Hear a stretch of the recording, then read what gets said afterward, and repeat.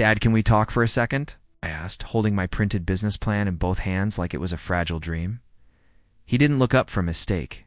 Can it wait until after dinner? No, I said, trying to keep my voice steady. This is important, my mom sighed. If this is about dropping out again, it's not dropping out, I said, walking around the table. It's pivoting. I've been working on this app for months. I found a small investor, and Mark's helping me code Mark. Lucas chuckled, already shaking his head. You mean your unemployed roommate? He's not unemployed? I shot back. He freelances. Wow, Lucas said, biting into his bread. Living the dream? Can you just hear me out? I opened the folder and handed it to Dad. It's a full plan. It's a market gap cost projections. Timeline. I just need a small loan to kick things off. Dad skimmed the first page, then scoffed. You're asking me for money? For this? It's not just this, I said, my heart thudding. This could be big. For more years to chase it. College isn't the only path. You're 20, Mom snapped. You don't know what you're saying. Lucas leaned back. Kid watches a few TED Talks and thinks he's Zuckerberg. I'm serious. I said, I've done the math. The market's wide open. If we build it right, you're not smart enough for this. Dad cut in coldly. Starting a company? Competing with actual entrepreneurs? Grow up? I stared at him. You think I can't do it? I know you can't, he said. You're impulsive. Undisciplined. You can't even stick with school. I'm not like Lucas, if that's what you mean, I said, my voice rising. I'm not a spreadsheet. I think differently. Lucas laughed out loud. You think wrong, bro? Not asking for a handout, I said, trying to hold back the lump in my throat. I'm asking for belief. Just once. Mom crossed her arms. Stop embarrassing us. People ask about you, you know. Why isn't he finishing college like his brother? I lie to protect your reputation. I clenched my fists. So I should keep living your dreams so you don't have to. Lie? Better than chasing some fantasy, Dad said, flipping the folder shut.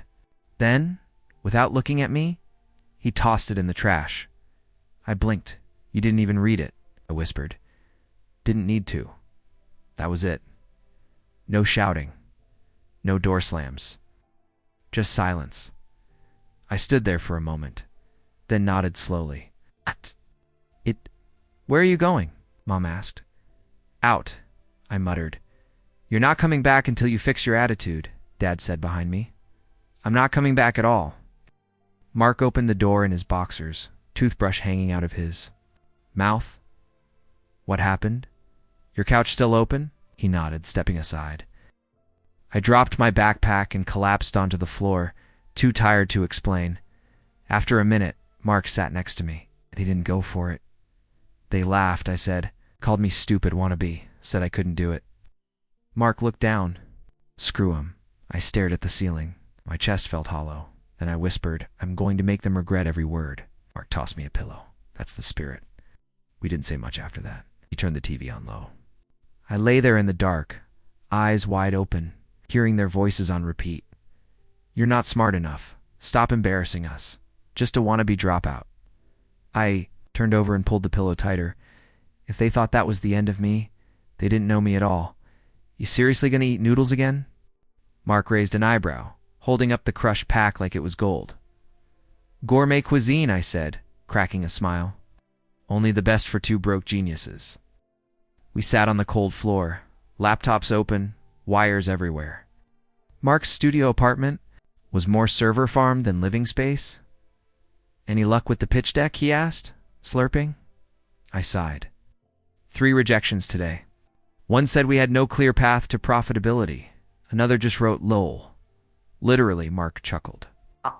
Well, at least that one was honest. I'm starting to think maybe Lucas was right, I muttered, leaning back against the wall. Mark put his fork down. Whoa, nope. Don't even say his name like that. I mean, he just got promoted. Executive director at Dad's firm. Mom probably baked a damn cake. And you're here building a real product, not kissing anyone's ass in a boardroom. But no buts, man. You're not going home. I blinked. I didn't say I was. You were thinking it. I stayed quiet. Mark leaned closer. You know how I know you're gonna make it. Because you're still coding at 2 a.m. with blisters on your hands and no backup plan. Blisters and unpaid electric bills, I said, holding up my bandaged finger. He grinned. Badge of honor. We both laughed, then silence. Later that night, I stared at the ceiling from the sleeping bag. The radiator hissed in the corner. My stomach grumbled. I can't keep mooching off you, man, I whispered. Mark didn't open his eyes. You're not mooching. You're betting on yourself. I just happened to be riding shotgun. It made me smile. The next morning I opened my email and blinked. Mark. He jumped, toothpaste in his mouth. What? 2 beta signups? His eyes widened. Are you serious? Swear on my life. They filled out the full onboarding form. Said the UI looked clean and promising. Spat into the sink. Let's go. We high-fived like kids on Christmas. You see? He said, grabbing his hoodie. Told you, it's a spark. It's all we needed. But how do we keep it going? We've got like $30 left between us. Mark shrugged. We hustle, like we've been doing. Be pitch at that. Demo night next week. They only let polished apps pitch, and polish fast. I nodded. Right. Code coffee, no sleep. That's the spirit. That day I coded like a man possessed. Bugs got crushed. UI got sleeker. The app went from duct tape to duct tape with flair. Bro, Mark said later that night, this looks ... real. It is real, I said, voice cracking. For a second, I saw it my name in an app store. It's not some fantasy, but something living, breathing, working. And suddenly, Lucas's smug face didn't matter. The cold floor didn't matter. The rejections didn't matter. Only one thing mattered. We were in the game now. You're funny, you know that. Jess laughed, stirring her coffee. Funny how? Grinning. Double quotes. Jess ... You really believe this app thing's gonna work? I nodded. Yeah, I mean, we've got a prototype. A couple beta users. And she raised an eyebrow. So, no real job? I paused. Not in the traditional sense. She tilted her head. So, like, ... You dropped out of college to build this? Yeah, I said carefully. It's what I'm passionate about. I want to make something that actually matters, right? She said, looking down at her drink. But don't you think you should get something ... real? Just in case? I laughed awkward. It's like what? Work at a bank and cry into spreadsheets? Just saying, she shrugged. It's not sustainable. I mean, you're broke. Yeah, but so was Zuckerberg once. She rolled her eyes. You're not Zuckerberg. That stung. I tried to smile. Guess we'll see. Jess didn't laugh. We walked out of the cafe. I reached for her hand. She let it drop. That night, I stared at the ceiling again. Same sleeping bag, same cold floor. Mark looked up from his laptop. You good? Yeah, I lied. 2 weeks later, she texted, We need to talk. Let me guess. Mark muttered. She dumped you? She said she met someone, I said. Guy she interned with last summer? Works at a law firm. Of course. She said I lacked direction. Mark slammed his laptop shut. You lack patience? Maybe direction? Hell no, I laughed, but it broke halfway. Why does it still hurt? Because you cared. She said I was wasting my life. You're building one. That's the opposite of wasting. Answer. I sat in the stairwell outside the studio that night. Rain tapped the windows. My phone was in my hand, her contact open. One swipe, and it was gone. Deleted. The tears came fast. I didn't even try to stop them. Bro, Mark's voice said behind me. Don't let her be the reason you quit. I wasn't gonna. Sat beside me. Good. 'Cause someday she's gonna see your name in lights and choke on her regret. I smiled weakly. It's dramatic. I'm a dramatic guy. I pulled out my notebook from my backpack, flipped to the back page. It was a photo of her and me, half laughing at a street fair. I stared at it for a long second. Then I tore it down the middle. Clean split. Mark watched silently. Closure, I said. He nodded. Fuel. I didn't sleep much that night. I didn't cry again either. In the morning, I opened the code base and started typing like hell. Let the whole world say I was wasting my life. I'd prove every last one of them wrong. Dude, we just hit 10,000 downloads, Mark said, staring at the dashboard. I blinked. What? Look, turned his laptop toward me. Yesterday it was 5,000. Today 10. No ads. None. It's all organic. People are sharing it. I leaned in, heart racing. It can't be right. It is. Someone posted a thread on X about it. It's blowing up. I grabbed my phone and opened the thread. 3, 2, 1. We're live. Mark shouted. I hit the final deploy button. That's it. We're out in the world. Notifications are flying in. Jess called from across the room. We've got traffic. Lots of it. How much traffic? I asked, my hand already hovering over the server logs. Too much, she said. Wait, guys, server's crashing. What? I jumped up already. Mark was refreshing the page furiously. It's bottlenecking at the user auth.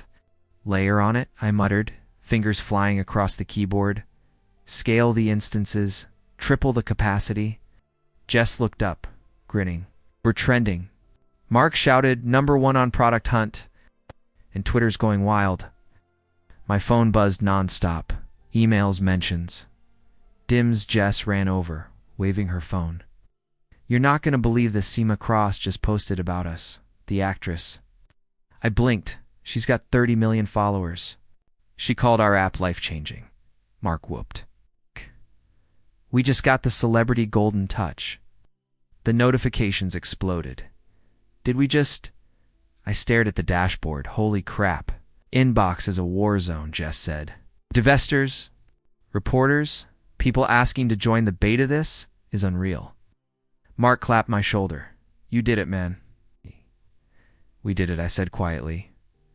By noon, Tech Talk featured us on their homepage. By evening, I had 3 interview requests and an invite. To speak at a Stanford panel. Stanford? I read the email again. They want me on a startup founders panel. Mark smirked. Not bad for a guy whose own family thinks he's playing house. I laughed, but it hit deep. They won't say anything. Even now, Jess glanced at me. You heard about Lucas? What about him? She hesitated. His firm laid off 30 people. I paused. He was one of them. She nodded.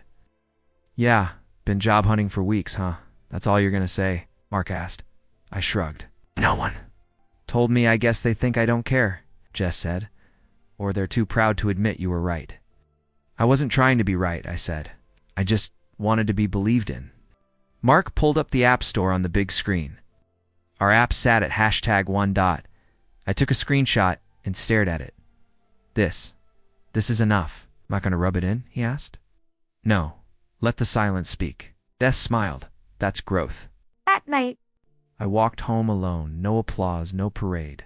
Just the quiet rush of finally feeling seen. My phone buzzed again, another press request. I let it ring. Sometimes the loudest victory is peace. This app helped me organize my side hustle in a way Notion couldn't. 2 broke guys built it from a basement. Respect, holy schmark grinned. We're going viral, baby. I fell back in my chair. I'm scared to breathe. Don't, he said. Just ride the wave. 2 days later, a tiny blog called Founders Underground ran a story on us. Just a paragraph and a screenshot of our homepage. I woke up to 317 emails. VCS, I whispered, scrolling. Actual investors. Mark leaned over my shoulder. Half of them ignored us 6 months ago. Now they want to talk. Everyone wants to talk when you're trending. We got accepted into a local accelerator. I nearly missed the call because I thought it was spam. You're in, the voice on the line said. We loved your idea and your story. I almost dropped my phone. Thank you. Thank you so much. Mark jumped onto the couch. We're in. I taped our acceptance letter next to our whiteboard. Right above the wrinkled, coffee-stained business plan I'd almost thrown out twice. That plan. I'd written it the night Jess dumped me. Now. It sat on my desk, like a badge of honor taped together at the folds. Edges curled. My first pitch is tomorrow, I told Mark, pacing. You nervous? Terrified? You'll kill it. Mark, they're investors. Actual people with actual money. He shrugged. Good thing you have an actual idea. I walked into the accelerator pitch room with sweaty palms and a heart that wouldn't shut up. 10 founders before me. Suits, slides, buzzwords. I stepped up last. No slides. Just me, a mic, and a story. I dropped out of college to build this. I've slept on studio floors. I've been dumped for not having a real job. But this is my real job. And if you don't believe in it yet, you will. I walked off stage. People clapped. Few stood. Later, someone DM'd me the video. It had hit 200,000 views overnight. I just watched your pitch. An old classmate texted. I didn't reply. Another, hey, we should catch up sometime. Proud of you. I left them on read. Mark raised an eyebrow. You're going to stay quiet? Not doing this for them? I said. Not even a little revenge? Revenge fades, I muttered. What? This is bigger than that. He nodded, then pointed to my desk. Still keeping that mess of a business plan? This reminds me where we started. He smiled. Then don't ever clean it. We got our first offer that week, a seed round. Not life-changing, but it meant we could finally stop eating ramen 5 nights a week. That night, we ordered pizza, real pizza, with cheese that actually melted. Mark raised a slice. To the breakthrough nobody saw coming, I tapped mine against. His, accept us dinner, I repeated, staring at the message from Mom. She really invited me? Mark peeked over my shoulder. After how long? A year, I said, tossing my phone onto the couch. A full year of silence. You going? I nodded slowly. Yeah, I want them to see I'm still standing. The dining room was exactly how I remembered it, perfectly polished, painfully cold. Mom wore pearls like it was a charity gala. Dad grunted a hello without looking up from his phone. Lucas was already there, in a crisp blazer, smirking like he owned the room. Look who showed up, he said. Still working on that hobby? It's not a hobby, I replied, pulling out a chair. It's a company. Mom leaned in. Oh, you're still doing that app thing? I smiled tightly. Yes, we just closed our seed round. Dad snorted into his wine. Investors throw money at anything these days, Lucas laughed. No offense, bro, but anyone can raise money. Keeping it? That's the real test. No offense taken, I said calmly, because I just got my bonus, Lucas went on. 75 grand. Before taxes, Mom beamed. He's so responsible, planning to invest some of it. Dad raised his glass. That's how you build a future, not chasing fairy tales. I said nothing, cutting my chicken. Every word burned, but I didn't flinch. So what do you actually do all day? Mom asked. I build, I said. I pitch. I code. I lead. Lucas snorted. Sounds exhausting. When you're done playing tech founder, the market's still hiring? Dad chuckled. You'll come crawling back. I met Lucas's eyes. Watch me. The room went quiet. He laughed awkwardly. Relax, man. It's just dinner. I leaned back in my chair. Funny. It feels more like an ambush. Mom frowned. We're just concerned. No, you're condescending. There's a difference. Dad set his fork down. Don't talk to your mother like that. Then don't treat me like I'm a failure, I snapped. Silence again. I'm not here for approval, I continued. Came because I was invited. Not to defend my choices. Lucas raised his hands. Hey, no one said you're a failure. You implied it. All of you. Mom sighed. We just want what's best for you. What's best for me, I said slowly, is believing in something that doesn't make sense to you. Dad shook his head. You're stubborn. No. Said, I'm driven, Lucas shrugged. All right, man. Your life. Just don't be surprised when it all crashes. I stood up. You'll be surprised first. Mom looked up.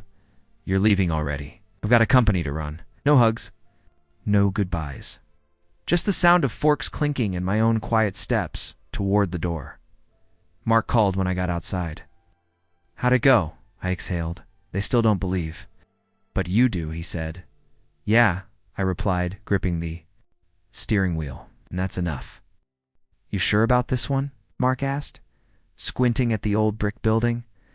I stepped out of the car and took it in the faded windows, the ivy climbing up the side.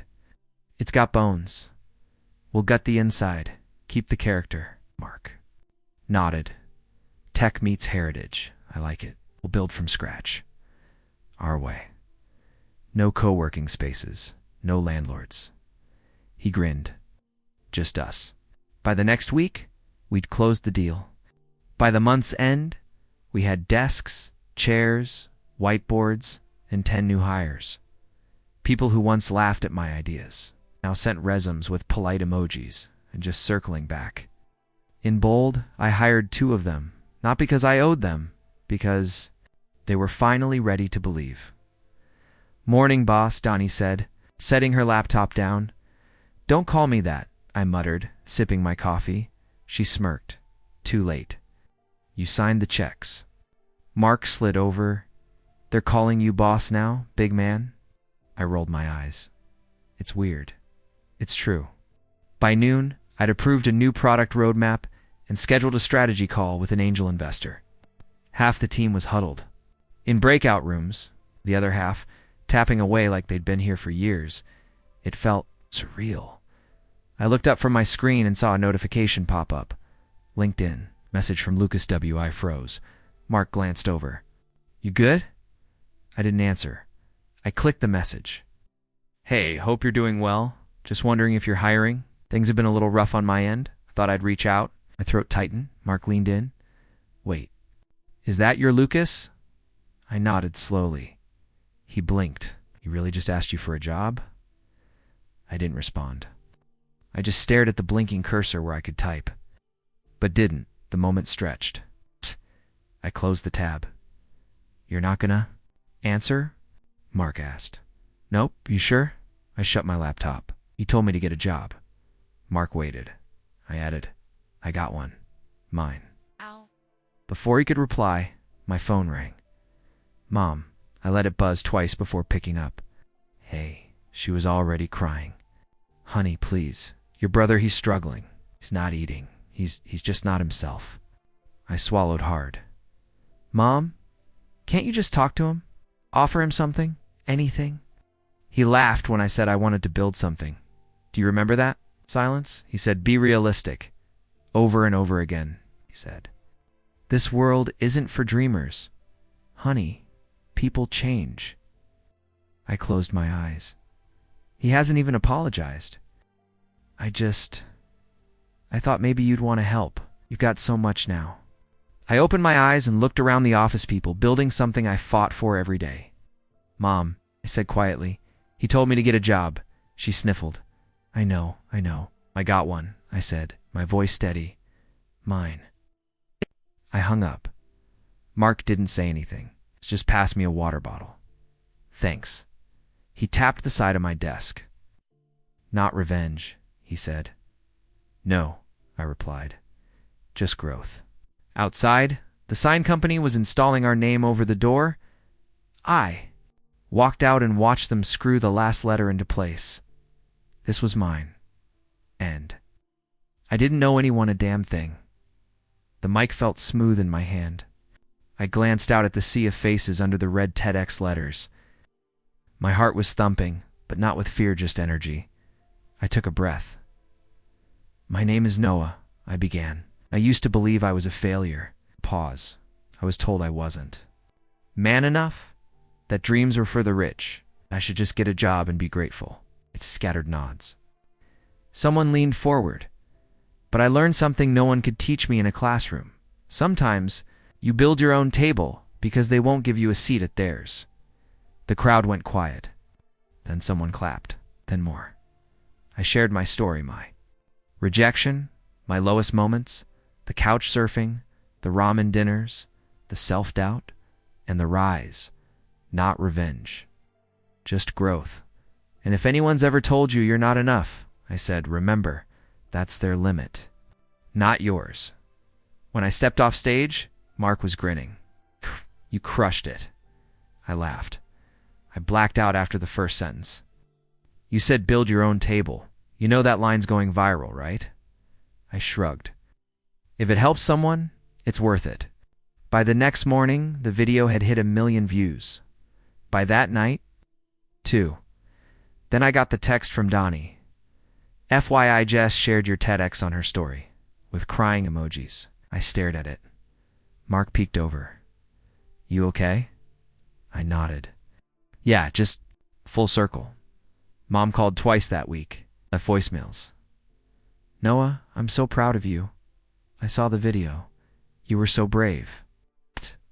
Please call me back. I miss you. I didn't return them. Instead, I went online. Made an anonymous donation to Books for Kids, her favorite charity. $10. Oh, no name, no message. That was all I had left to give. Mark knocked on my office door.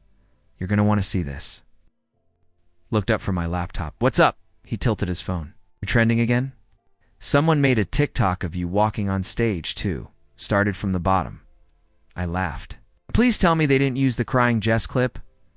Oh, they did. And a slow zoom on your office nameplate. I rolled my eyes. The internet has no chill. Facts. He smiled. But they're inspired, man. You're helping people. I sipped my coffee. That's the only reason I ever kept going. He leaned against the wall. You know, it's weird. What? You used to talk about getting back at them? Jess, Lucas, everyone who doubted you. I nodded. I did. But now, I don't need revenge, I said softly. Just needed peace. The sunlight hit the glass just right. My name, Noah Walker. Out! Founder and CEO, was etched in gold on the door. I walked over and touched the glass. Tracing the letters? They told me to drop out, I whispered, smiling. And now they call me boss.